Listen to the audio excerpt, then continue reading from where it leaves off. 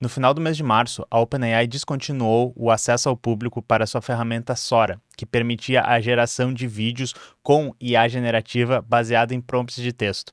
Eles também, nessa época, cancelaram um contrato que eles tinham com a Disney para fazer uso dos personagens deles nas ferramentas de geração de vídeo e imagens da OpenAI. Hoje nós vamos falar um pouco sobre isso e os motivos por que isso aconteceu, porque isso pode nos informar um pouco sobre o que pode estar acontecendo com esse mercado de inteligência artificial, né?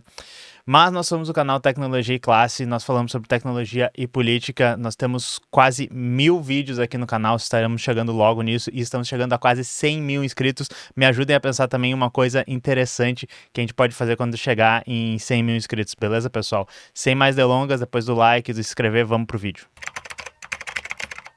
Então, assim, o que seria legal botar em contexto é que até alguns meses atrás, né, em algum momento ali do ano de 2025 deve ter havido o ápice dessas discussões, estava se falando que o futuro do cinema, das animações, seria todo gerado por IA, assim. Tanto entusiastas da IA, né, robistas, pessoas que não estão sendo pagas e não têm investimentos nessas empresas para gostar desse tipo de coisa, quanto os CEOs, né, dessas empresas, pessoas do Vale do Silício, dessas Big Techs, estavam dizendo o futuro é brilhante para geração de vídeos baseada em inteligência artificial. E nós ainda não vimos, digamos, um filme ou uma grande animação ou toda uma série toda feita com vídeo gerado por IA. É possível que a gente ainda veja, porém, isso aqui é uma coisa que acontece e meio que joga um balde de água fria no potencial dessa tecnologia e no potencial, principalmente, de ganhar dinheiro dessa tecnologia. Por quê? Em 24 de março de 2026, a OpenAI anuncia o fechamento da plataforma Sora, que é esse gerador de vídeos baseado em prompts de texto, né? Que vocês devem ter ouvido falar, vocês com certeza devem ter visto algum vídeo gerado por isso. E obviamente ela não é a única ferramenta, né? O Google tem ferramenta de geração de vídeo, tem várias ferramentas de geração de vídeo chinesas assim. Mas o que chamava atenção no Sora é que um grande problema que deve ser resolvido quando temos geração de vídeo, geração de imagens com inteligência artificial é as violações de direitos autorais, porque a IA é uma máquina automatizada de plágio. Ela realmente está, muitas vezes, reproduzindo, literalmente, personagens que têm copyright, fotos de pessoas reais, performances que parecem muito performances de atores. E um dos grandes trunfos dessa ferramenta da OpenAI é o trato que eles tinham feito com a Disney, né? Esse contrato que permitia o uso dos personagens da Disney, da Marvel, de várias dessas franquias que o grupo Walt Disney é dono. Porém, isso tudo acabou também, porque com o fim do Sora acaba esse contrato entre os dois.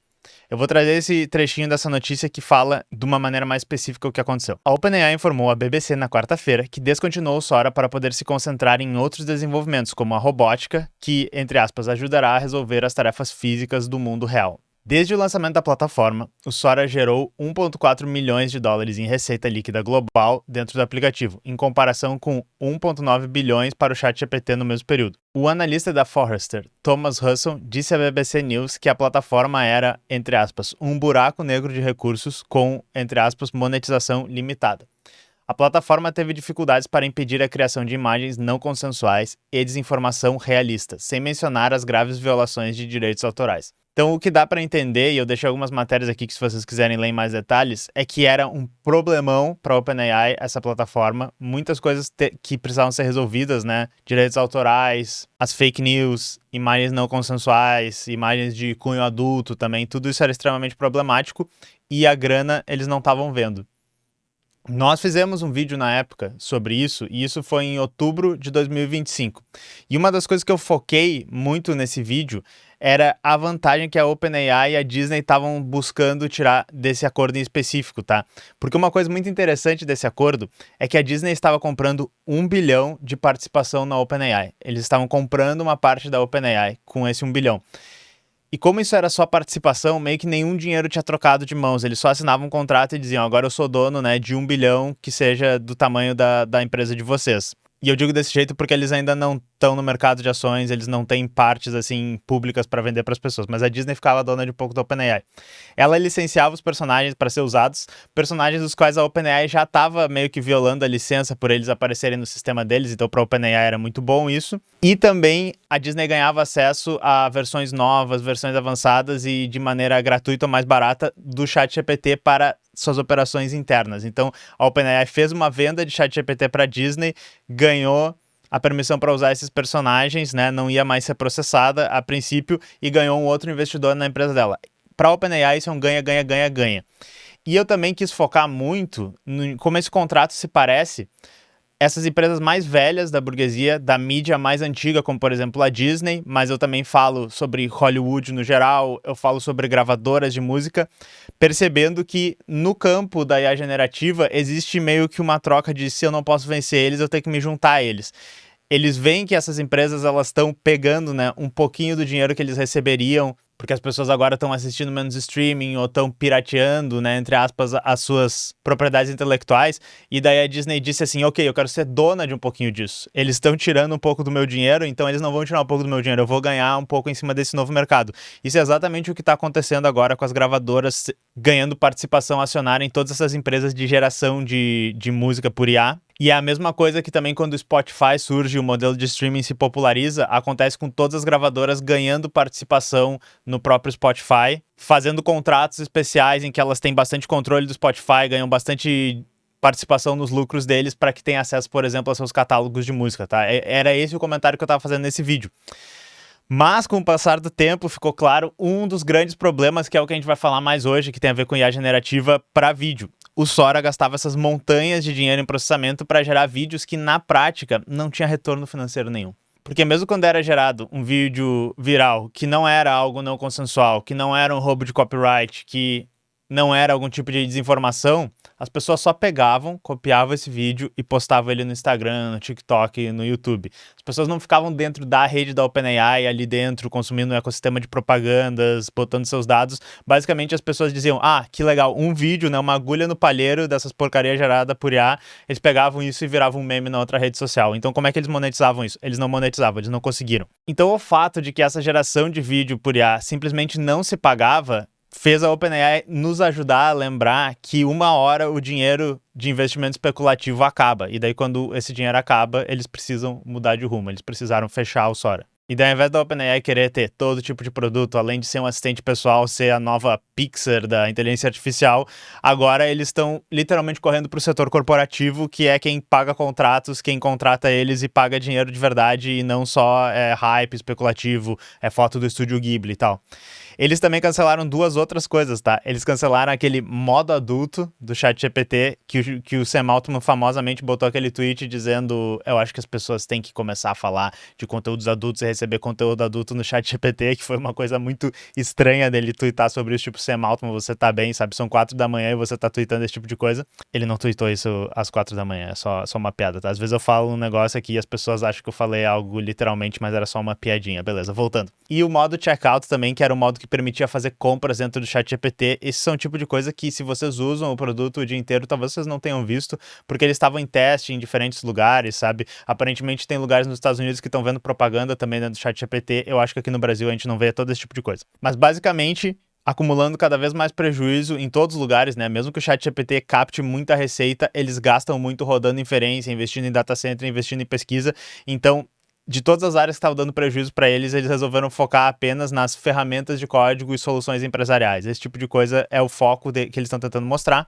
Até porque agora eles estão sentindo a pressão forte da concorrência. Então tem a Anthropic, que faz o Cloud Code, a gente falou diversas vezes aqui no canal, né? E eles também ficaram em oposição ao OpenAI naquele negócio de que eles não quiseram um contrato com o governo dos Estados Unidos, a OpenAI quis, e daí teve meio que um movimento de pessoas dizendo OpenAI é do mal, a Anthropic é boa. A gente já falou que não é bem assim a situação, no sentido de que as duas são do mal, as duas são extremamente problemáticas, mas também o Google, que tem melhorado muito as ferramentas que eles têm fazendo, e eu sempre falo para vocês, o Google tá meio que melhor posicionado na questão de acesso aos dados, acesso aos servidores, ecossistema que ele teria para vender e monetizar essas ferramentas do que a OpenAI, que meio que só tá conseguindo fazer ferramentas de IA que são relativamente competitivas, mas eles só têm isso, eles não têm um ecossistema para monetizar, tá? Então eles estão pensando assim, ok, é hora de, né, apertar o cinto, cortar os custos e ao invés de focar tanto no consumidor final com esse monte de produto que a gente não tem certeza de como a gente vai monetizar, a gente tem que mostrar que a gente está ganhando dinheiro nesses setores que são mais estratégicos, porque eles querem abrir um IPO, eles querem abrir o capital,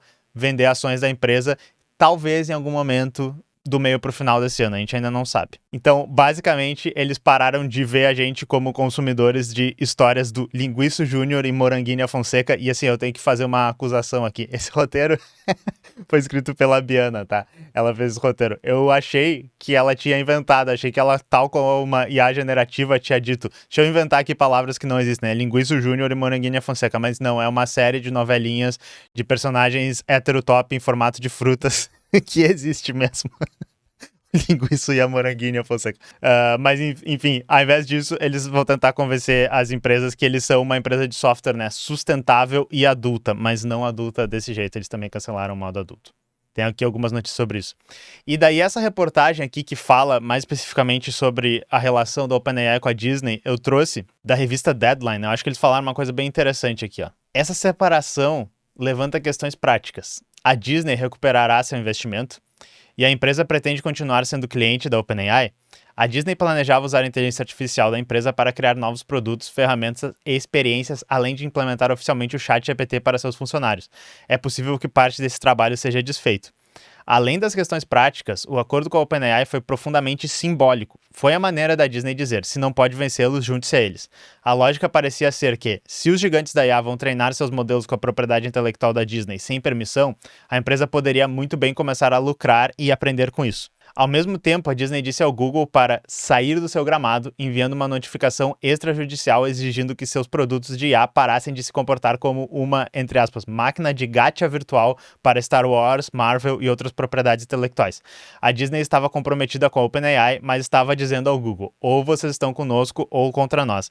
Isso aqui é extremamente importante, tá, pessoal? Porque o que isso era essencial para a OpenAI também, além do dinheiro potencial que a Disney estaria investindo, que nem eu disse para vocês, é bom para a OpenAI que tenha mais empresas investindo neles, mas basicamente era só um papel ali dizendo, vocês são donos disso aqui que pode vir a valer muito no futuro, mas a OpenAI não precisou escrever um cheque, a Disney não precisou escrever um cheque para ninguém, não trocou nenhum dinheiro de mãos. Eles tinham meio que a garantia de que eles estavam nessa junto com a Disney. Que quando eles violassem o copyright da Disney, porque é impossível gerar esse tipo de ferramenta sem fazer plágio de todas as coisas que já existiram, de todas as imagens, todos os vídeos que já existiram para fazer essa geração de imagens, quando eles fizessem isso, a Disney, né, o maior troll de copyright, a empresa que mais vai atrás desse tipo de violação, ia estar do lado deles e ia estar dizendo, não, mas sou eu violando junto com a OpenAI, então não vai dar nada, né?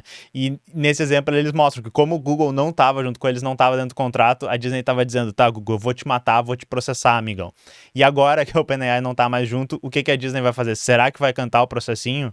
Será que vai acontecer isso? A gente não sabe. E um aspecto que eu sempre falo para vocês e que eu falei mais nas vezes passadas que eu comentei isso, é que para as empresas de geração de conteúdo como a Disney, para geração de filmes, para geração de desenhos, para geração de músicas, existe esse desejo muito grande de fazer o processo ser mais rápido, ser mais previsível e tirar a ingerência dos trabalhadores o máximo possível. E talvez não tenha sido dessa vez, talvez tenha se provado muito caro, talvez tenha se provado impossível fazer isso de uma maneira subsidiada por tempo suficiente para que essas tecnologias ficassem famosas. Mas pode ser que eventualmente eles consigam. A burguesia da criação de mídia, então a Disney, todas as empresas de Hollywood, a Universal, todas essas gravadoras ainda querem muito uma solução dessas. Mas o fim do SOR agora e desse acordo é meio que um chacoalhão para as pessoas que fazem aquelas análises que dizem assim, isso é inevitável, isso é o avanço da tecnologia, daqui a pouco você estará vivendo num mundo inteiramente gerado com IA generativa o tempo inteiro dentro do seu óculos de realidade virtual, não adianta lutar contra isso. Tipo, pelo menos a gente dá um chacoalhão nessas pessoas e a gente diz assim, as coisas elas avançam, a tecnologia, né, tende a progredir sempre, mas ela progride dentro de uma base econômica, de uma base material sólida.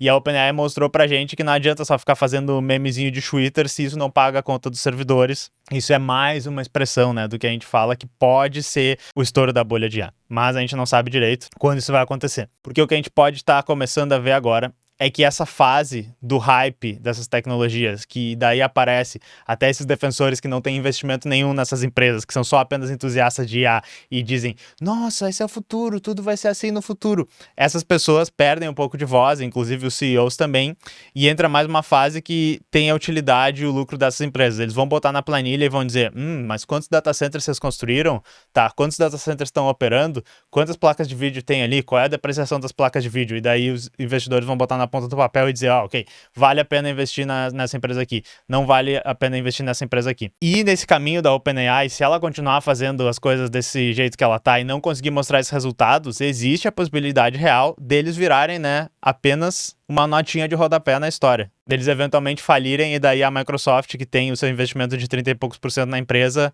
abocanhar o resto da empresa. Da Google acabar dominando o mercado na frente deles. O que foi tão emblemático do que aconteceu agora é que esse modelo de criar produtos maravilhosos e hypados e daí jogar dinheiro infinito e financiar eles até eventualmente tu conseguir ganhar algum dinheiro com isso, talvez pela primeira vez com um perfil tão grande a gente viu uma aposta da OpenAI nisso não funcionar e isso pode ser um sinal de alerta muito sério para o futuro da empresa. Prometa, né, Teclas? Prometa, por favor, OpenAI, eu quero que você morra. Mas então é isso, pessoal. Espero que vocês tenham gostado do resumo desse vídeo. Temos ainda muitos outros assuntos para falar essa semana. Eu sei que vocês querem saber dos demissões na Oracle, fim do metaverso, nova engine que a Valve está lançando com os criadores do Garry's Mod. Podem ficar tranquilos que nós vamos falar de tudo isso essa semana, tá? Nós nos vemos na próxima.